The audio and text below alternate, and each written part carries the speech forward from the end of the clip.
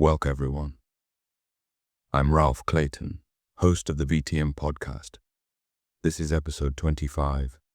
Today, I want to take you into one of the most profound frontiers now emerging in medicine, biology, and biotechnology, microbiome therapeutics, synthetic biology, engineered microbes, living medicines, biological circuits, AI-designed cells, and the possibility that future medicine, agriculture, manufacturing, and environmental repair may be built not only with machines, but with life itself. This is not simply a story about gut bacteria. It is not simply a story about genetic engineering. And it is not only a story about scientists learning to redesign cells. At its deepest level, this episode asks one dangerous question. What happens when life itself becomes a programmable technology? Because for most of modern medicine, bacteria were treated mainly as enemies, pathogens, invaders, sources of infection, something to kill, something to suppress, something to sterilize, disinfect, or keep out of the bloodstream. And of course, some bacteria are dangerous. Some can kill. Some can devastate hospitals. Some can exploit weakness, wounds, and immune collapse. Antibiotics changed human history because they gave doctors weapons against microbial invasion. But the deeper truth is stranger. The human body is not alone. It is an ecosystem. The gut contains vast communities of bacteria, archaea, viruses, fungi, and other microorganisms. They help digest food. They shape metabolism. They train the immune system. They produce molecules. They compete with pathogens. They influence inflammation. They affect the chemistry of the gut wall. They communicate with the host. They live in us, on us, and with us. Not as passengers only, as participants. This is the first great shift. The microbe is not only an enemy. The microbe can be part of health. And if microbes can be part of health, then microbes can also become medicine. That is the heart of microbiome therapeutics. A future where doctors may not only prescribe chemicals. They may prescribe communities, spores, defined bacterial consortia, engineered strains, living cells designed to sense disease, produce therapeutic molecules, consume harmful compounds, or rebuild a damaged ecosystem. This is a different kind of medicine. A pill is swallowed and dissolves. A molecule circulates and is cleared.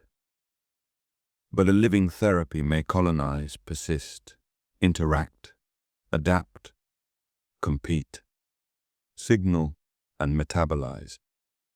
It enters not an empty body, but a crowded world. That makes it powerful and difficult. Because the gut is not a simple pipe.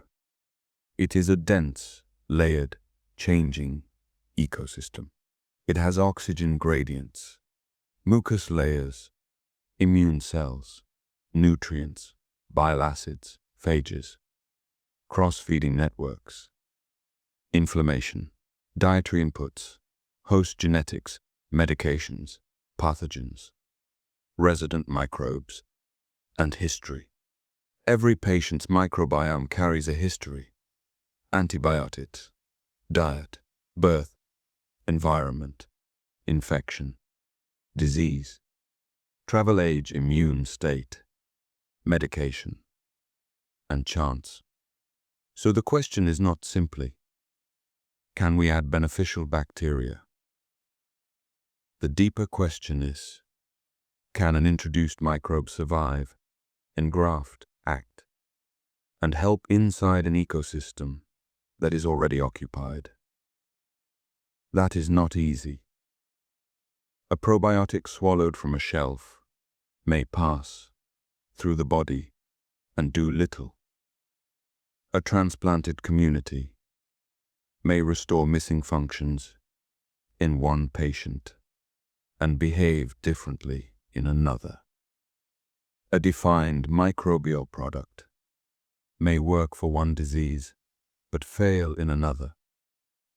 An engineered bacterium may perform beautifully in a lab and struggle in a real gut. The body is not a petri dish. The gut is not a blank canvas. It is a living city. And introducing microbes into that city is more like urban planning than simple replacement. This is why the field has moved beyond crude imagination. For a long time, the most dramatic microbiome intervention was fecal microbiota transplantation. FMT, the transfer of stool or stool-derived material from a healthy donor into a patient.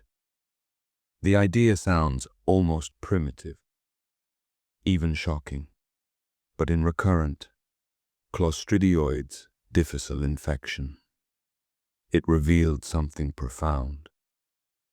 Sometimes antibiotics kill the pathogen, but also devastate the protective microbial ecology that keeps the pathogen in check. C. Difficile can return again and again. The patient suffers. The gut community fails to resist. Then restoration of a healthier microbial ecosystem can help prevent recurrence. This was one of the moments when the medical world had to confront the microbiome as a real therapeutic target, not as wellness language, not as vague digestive marketing, as clinical medicine. The first approved fecal microbiota products marked an important turning point. Rebiota became the first FDA-approved fecal microbiota product for preventing recurrent C. difficile infection after antibiotic treatment. Vowst followed as the first orally administered fecal microbiota product for the same general purpose. These products did not mean the microbiome revolution was finished. They meant the door had opened. They showed that microbiota-based medicine could become regulated medicine, manufactured medicine, tested medicine, a product with indications, dosing, screening, safety concerns, and clinical data. That matters, because the future of microbiome therapeutics cannot remain in the age of improvisation. It must become precise, controlled, repeatable, safe, evidence-based. This is the second lesson. The future is not simply fecal transplant. The future is defined microbial therapy. Instead of transferring a whole donor-derived ecosystem, researchers are moving towards selected consortia, known strains, known functions, known manufacturing processes, known safety testing, known mechanisms. The goal is not only to restore good bacteria, but that phrase is too simple. The goal is to restore function, colonization resistance, metabolite production, immune modulation, bile acid transformation, short-chain fatty acid production, pathogen exclusion, barrier support, inflammation control, drug metabolism. The question becomes less which bacteria are present, and more, what are they doing? That is a crucial shift. A microbiome is not only a list of names. It is an economy of functions. One organism consumes what another produces. One strain releases a molecule that changes the growth of another. One species modifies bile acids. Another produces butyrate. Another competes for iron. Another trains immune tolerance. Another keeps a pathogen from expanding. The ecology matters. The network matters. The behavior matters. This is why precision microbiome therapy is so hard. It must understand not only individual microbes, but relationships. A microbe can be beneficial in one context and useless in another. A metabolite can help in one dose and harm in another. A community can stabilize or collapse depending on missing partners. A therapy can fail not because the introduced organism is weak, but because the environment does not allow it to persist. That is why diet, antibiotics, immune state, and disease stage may matter. Microbiome medicine may eventually require patient stratification. Who is missing what function? Which ecosystem state do they have? Which organisms can engraft? What diet supports the therapy? Which drugs interfere? Which inflammatory signals prevent recovery? Which bacterial metabolites predict response? That is precision medicine at the ecosystem level. Not only the patient's genome, the patient's microbial ecology, but microbiome therapeutics are only one side of the story. The other side is synthetic biology. Synthetic biology asks whether cells can be designed, whether DNA can be written as instruction, whether biological parts can be assembled into circuits, whether microbes can be engineered to sense, compute, produce, and respond. In older biology, scientists studied life as it exists. In synthetic biology, they redesign life to perform new tasks. That is a radical shift. A cell becomes not only an object of study, but a platform. A bacterium can become a factory. A yeast cell can become a manufacturer. A microbe can become a sensor. A cell can become a delivery vehicle. A genetic circuit can become a decision system. A metabolic pathway can become an assembly line. This does not mean life is simple. It is not. Cells are noisy. Evolution mutates designs. Metabolism creates trade-offs. Proteins misfold. Circuits leak. Burden slows growth. Environments change. A genetic part that works in one organism may fail in another. A lab strain may not behave in soil. gut, seawater, or industrial waste. But the ambition is real. Design, build, test, learn. That cycle is central to synthetic biology. Design a genetic system. Build it in cells. Test how it behaves. Learn from the result. Then redesign. Build again. Test again. Learn again. The cycle repeats. And artificial intelligence is beginning to accelerate this loop. AI can help design proteins, predict promoter strength, search genetic sequence space, analyze multi-omics data, optimize metabolic pathways, suggest edits, interpret high-throughput experiments, control automated laboratories, generate hypotheses, help design biological circuits, and identify patterns too complex for manual trial and error. This is the third lesson. AI is not replacing biology. It is changing the speed and scale at which biology can be designed. The old synthetic biology cycle was often slow. A scientist designs a construct. A lab builds it. Cells are grown. Assays are run. Data is collected. The result is analyzed. The next design is chosen. Each step takes time.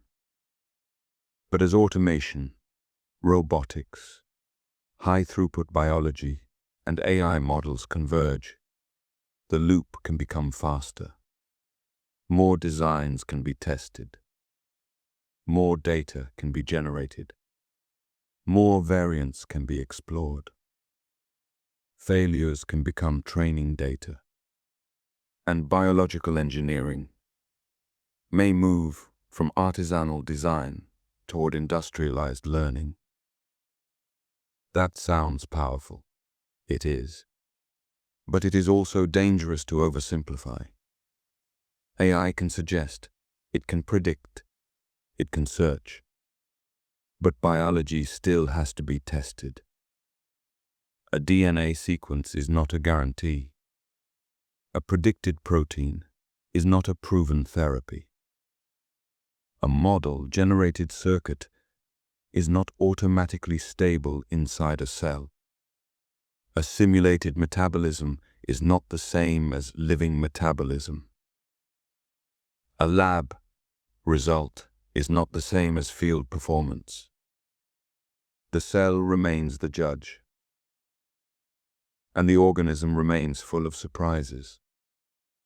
This is why synthetic biology is so exciting and so humbling.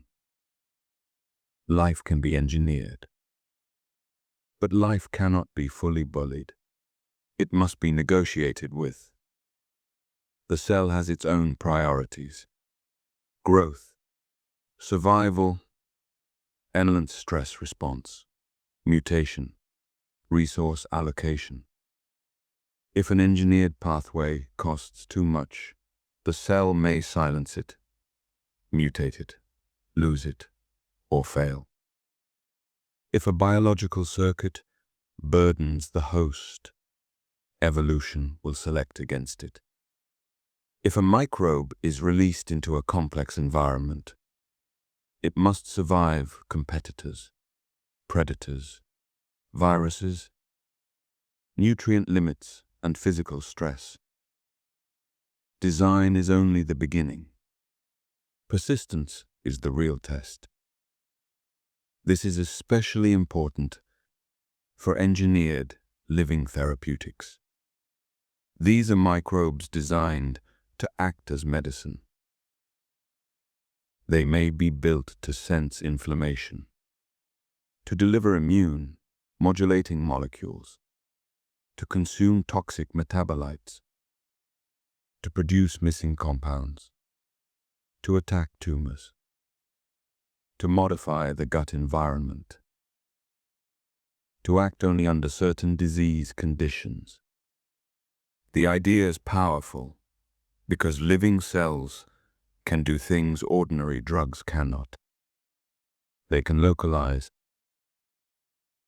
they can sense, they can respond dynamically, they can produce therapeutic molecules at the site of disease. They can be designed with safety switches.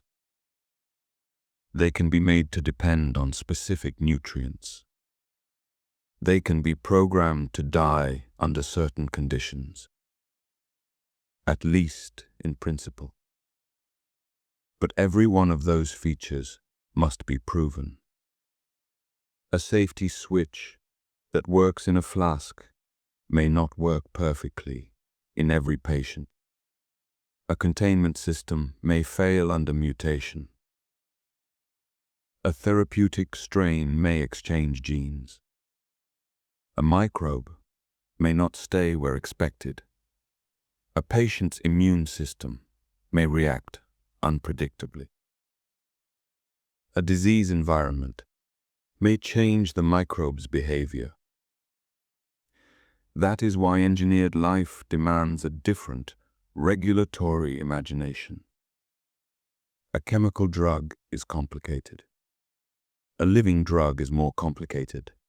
It can grow, it can die, it can mutate, it can interact, it can spread within a niche, it can be cleared or persist, it can be affected by antibiotics, diet, inflammation, and other microbes. The therapy is not only the organism, it is the organism in context. That is both the promise and the risk. Synthetic biology is not limited to medicine. Engineered microbes may also help make chemicals, fuels, materials, foods, fragrances, enzymes, plastics, and pharmaceuticals. Yeast can be engineered to make drug precursors. Bacteria can produce industrial enzymes. Microbes can be designed for fermentation pathways that reduce reliance on petrochemical manufacturing. Cells can become miniature factories. This is biomanufacturing, and it may become one of the major industrial shifts of the century. Instead of making every molecule through extraction, mining, oil refining, or harsh chemical synthesis, some materials could be grown through engineered biology, fed with sugars, waste streams, carbon sources, or other inputs, produced in tanks, purified, scaled. That does not make biology automatically clean. Biomanufacturing still needs feedstocks, energy, water sterility, separation, waste handling, quality control. But it can change the material basis of production.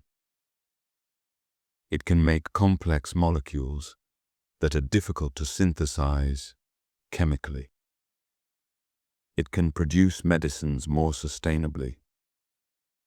It can decentralize some supply chains. It can bring manufacturing closer to biological logic. Then there is agriculture. The soil is already a microbial world. Plants live with bacteria and fungi. Roots trade carbon, rich compounds for nutrients, signals, and protection. Microbes can help fix nitrogen, solubilize phosphorus, improve stress tolerance, suppress pathogens, influence growth. Synthetic biology asks whether these relationships can be enhanced or redesigned. Could engineered microbes reduce fertilizer use?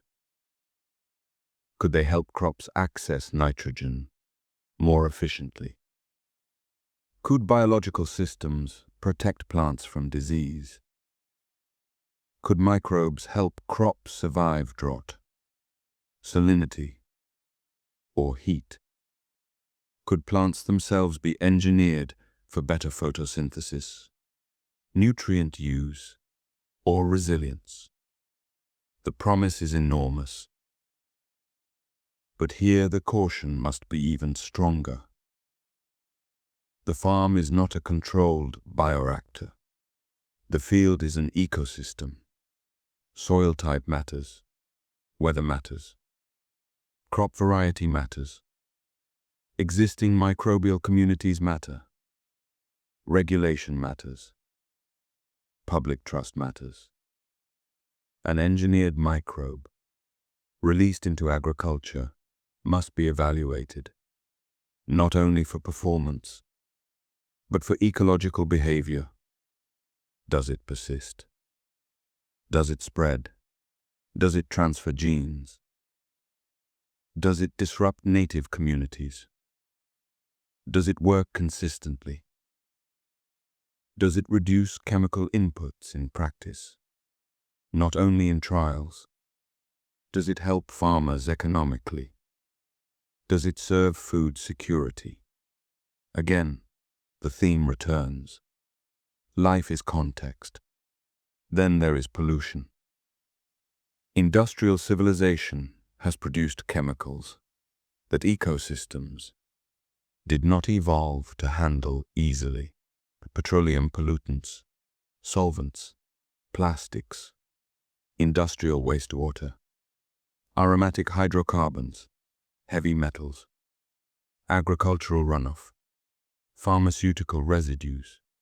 Synthetic biology offers the possibility of engineered organisms that detect, degrade, transform, or capture pollutants. In 2025, researchers reported an engineered Vibrio nitrans strain designed to degrade multiple complex organic pollutants in saline wastewater and soils.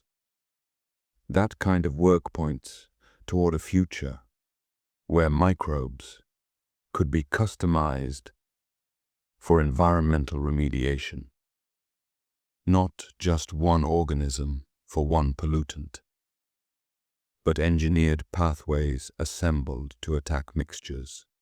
This is powerful, but also sensitive. Releasing engineered organisms into the environment is not like releasing a chemical that simply dilutes. A living system may replicate, mutate, move, interact, or fail to survive. So environmental synthetic biology requires strong containment strategies, ecological assessment, monitoring, and governance. The fantasy is a microbe that eats pollution and leaves no trace. The reality is harder. What byproducts are created? Where does the organism go? Can it survive outside the target site? Can it exchange DNA? Can it affect non-target species? Can it be recalled? Can it be killed? Can its activity be limited to a designed environment? Containment is not an afterthought. It is part of the design. This is the fourth lesson. Engineering life means engineering boundaries. A cell that can act must also be constrained. A microbe that can help must also be governed. A biological circuit that can turn on must also turn off. A system designed to persist must persist only where persistence is desired. In synthetic biology, safety is not only regulation after invention. Safety must be part of invention. Kill switches, auxotrophy, genetic firewalls, dependency on synthetic nutrients. self-limiting circuits, physical containment, molecular containment, environmental monitoring, layered safeguards. No single protection is perfect, but layered protections can reduce risk. This is the same logic found in other powerful technologies. Defense in depth. Assume failure is possible. Build multiple barriers. Test them, stress them, monitor them, improve them. Because biology evolves, and anything that evolves must be treated with humility. This brings us back to microbiome therapeutics. The gut is one of the most plausible, near-term arenas for engineered living medicines, because it is contained compared with the open environment, accessible by oral delivery, clinically important, and already microbial. But even there, the challenges are serious. How do we make sure an engineered strain does not persist too long? How do we ensure it produces the right therapeutic molecule only under the right conditions? How do we prevent horizontal gene transfer? How do we dose something that can grow? How do we measure whether it engrafted? How do we monitor long-term effects? How do we reverse the therapy if needed? These questions do not weaken the field. They define it. A serious technology is not one without risks. It is one that knows its risks clearly enough to manage them. The public conversation will need that seriousness, because synthetic biology can inspire both utopian and dystopian thinking. One side imagines cells solving every problem, cancer cured, pollution cleaned, crops perfected, medicines grown cheaply, microbes rebalancing every disease. The other side imagines engineered organisms escaping, ecosystems destabilizing, bioweapons, corporate control of life, and irreversible mistakes. Both visions contain fragments of truth. The technology can help. The technology can harm. The difference will depend on design, governance, transparency, access, biosecurity, public engagement, and scientific responsibility. This is why AI's role must be handled carefully. AI can accelerate design, but acceleration is not always wisdom. Faster design can mean faster cures, faster experiments, faster diagnostics, faster vaccines, faster protein engineering, faster discovery of enzymes that degrade pollutants, faster optimization of microbial production. But faster design can also mean faster risk creation. Dual-use biology, deskilled misuse, opaque models, automated protocols, generated DNA designs that are not understood, biosecurity screening, pushed to keep up with growing design capacity. A world where more people can design biological systems must also be a world where more people understand responsibility. The design, build, test, learn cycle needs another word. Design, build, test, learn, govern. Because the question is not only what biology can be made to do. It is what biology should be made to do. and under whose authority, and for whose benefit. This is especially important because microbiome medicine and synthetic biology both touch intimate territory. The body, soil, water disease, empiric health, the living environment. Trust is essential. If companies exaggerate, trust erodes. If regulators are too slow, patients wait. If regulators are too weak, harms occur. If access is unequal, the benefits concentrate. If safety failures happen, the whole field may be set back. The future requires a narrow path. Move boldly, but not blindly. Innovate, but not recklessly. Use life, but do not trivialize it. This is the moral center of episode 25. The new biotechnology is not simply about making better products. It is about learning to work with living systems without forgetting that living systems are not machines in the ordinary sense. They reproduce, mutate, interact, and sometimes surprise us. So what are microbiome therapeutics and synthetic biology truly about? They are about gut bacteria. But gut bacteria are only the surface. They are about medicine becoming ecological. They are about disease being understood, not only as a defect in a body, but sometimes as a collapse in a community. They are about moving from crude, fecal transplants toward defined microbial products, from donor material toward designed consortia, from passive probiotics toward living therapeutics with mechanisms, from broad intervention toward precision, ecosystem repair. They are about engineered bacteria that may sense disease and deliver treatment locally.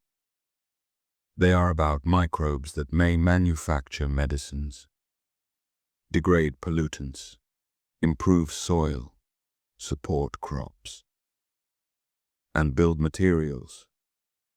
They are about biological circuits that turn cells into responsive systems.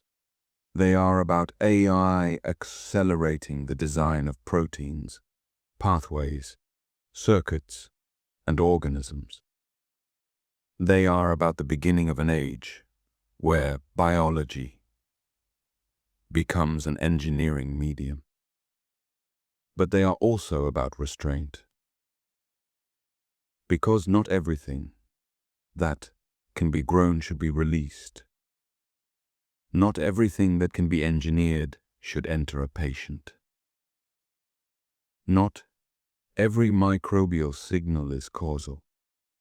Not every correlation is a therapy. Not every AI-designed organism is understood. And not every living system obeys the story we tell about it.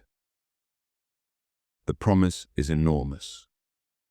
A patient with recurrent infection may benefit from restored microbiota. A person with a metabolic disorder may one day receive engineered bacteria that consume a harmful compound.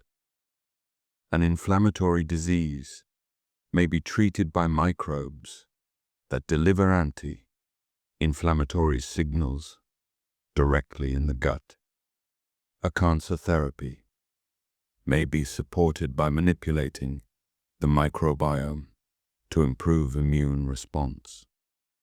A polluted site may be monitored by microbial biosensors.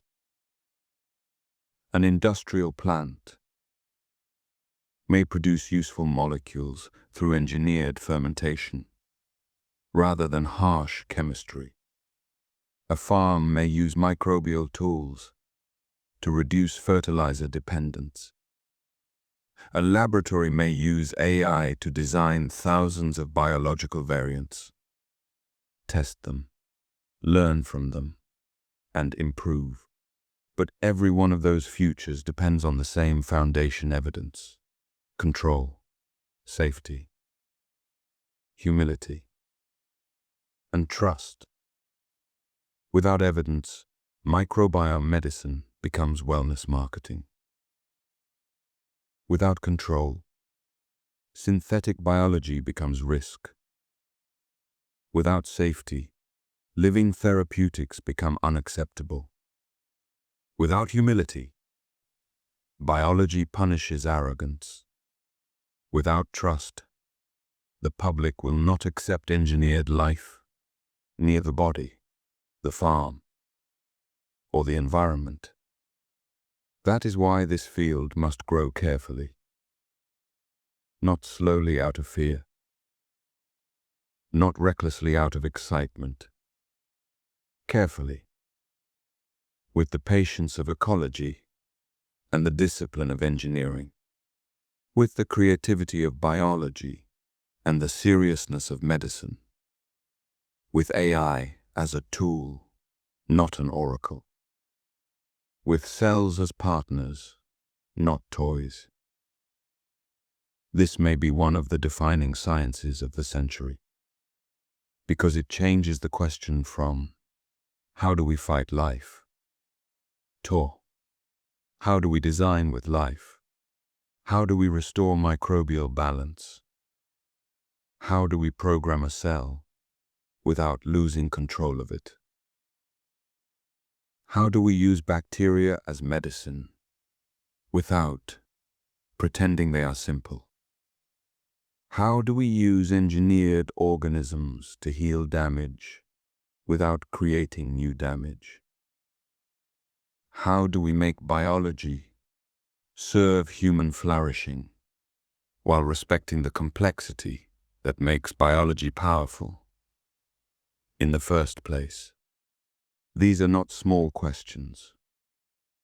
They are civilization-level questions disguised as laboratory work. And the answers are already beginning in approved microbiome products, in defined microbial consortia, in engineered living therapeutics, in AI-guided design cycles, in biomanufacturing, in environmental bioremediation, in agricultural microbes, in biological circuits, in the slow transformation of biology from a science of description into a science of responsible construction. I'm Ralph Clayton, host of the VTM Podcast. Thank you for joining me for episode 25 and this look into microbiome therapeutics, synthetic biology, engineered life, and the future of living medicine. And remember, not every microbe is an enemy. Not every living technology is wise because it is possible. And sometimes, the next revolution in medicine begins not by killing life, but by learning how to guide it